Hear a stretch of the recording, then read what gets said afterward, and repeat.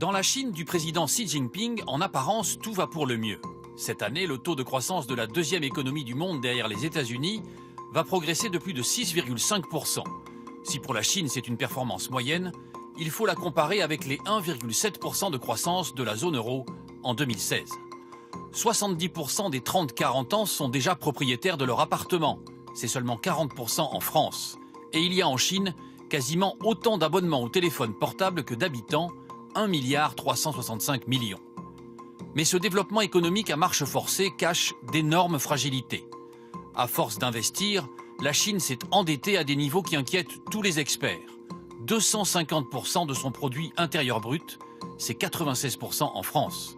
Et puis les Chinois ne profitent pas tous de la croissance au même rythme. 1% de la population possède plus de 30% des richesses. La Chine a un autre problème de taille. Va-t-elle manquer de main-d'œuvre ? Car après des années de politique de l'enfant unique, sa population vieillit. Et d'ici 2050, on comptera 250 millions de Chinois en moins sur le marché du travail. Face à ce risque, depuis 1 an, les couples chinois sont autorisés à avoir un deuxième enfant.